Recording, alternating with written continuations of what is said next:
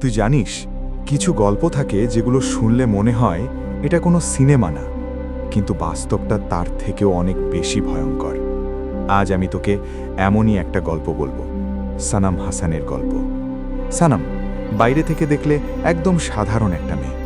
Social মিডিয়ায় সবসময় হাসি খুশি, বন্ধুদের সাথে সময় কাটানো, নিজের মতো করে জীবন উপভোগ করা, সবকিছুই ঠিকঠাক চলছিল।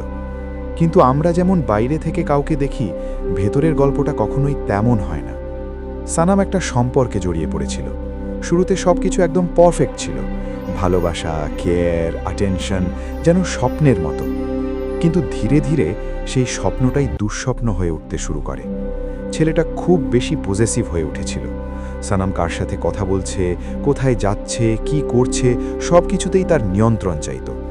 প্রথমে সানাম ভাবত এটা হয়তো ভালোবাসার জন্যই, কিন্তু আসলে সেটা ভালোবাসা ছিল না, সেটা ছিল কন্ট্রোল। ধীরে ধীরে সেই সম্পর্কটা তার জন্য একটা চাপ হয়ে দাঁড়ায়। সে বুঝতে পারে এই সম্পর্ক থেকে বেরিয়ে আসা দরকার। অনেকবার চেষ্টা করেছিল, কিন্তু প্রতিবারই ছেলেটা তাকে ইমোশনালভাবে আটকে রাখত। তুমি আমাকে ছেড়ে গেলে আমি শেষ হয়ে যাব, এই কথাগুলো শুনে সানাম আবার নরম হয়ে যেত।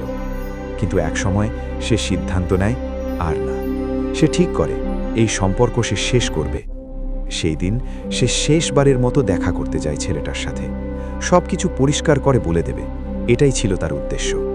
কিন্তু সে জানত না সেই সিদ্ধান্তটাই তার জীবনের সবচেয়ে বড় ভুল হয়ে দাঁড়াবে।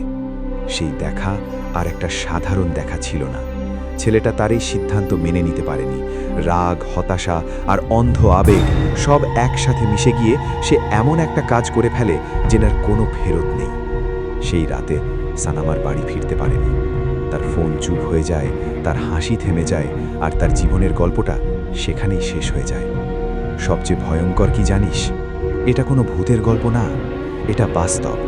একটা ভুল বিশ্বাস, একটা টক্সিক সম্পর্ক আর একটা সিদ্ধান্ত, সব মিলিয়ে একটা জীবন শেষ হয়ে গেল। তাই বলি, ভালোবাসা যদি কখনো তোর স্বাধীনতা কেড়ে নেয়, তাহলে সেটা ভালোবাসা না। কারণ সত্যিকারের ভালোবাসা কখনো তোকে ভয় পাইয়ে দেয় না, বরং নিরাপদ অনুভব করায়। শেষ কথা, সব সম্পর্ক ভালোবাসা দিয়ে শুরু হয়, কিন্তু সব সম্পর্কের শেষটা ভালো হয় না।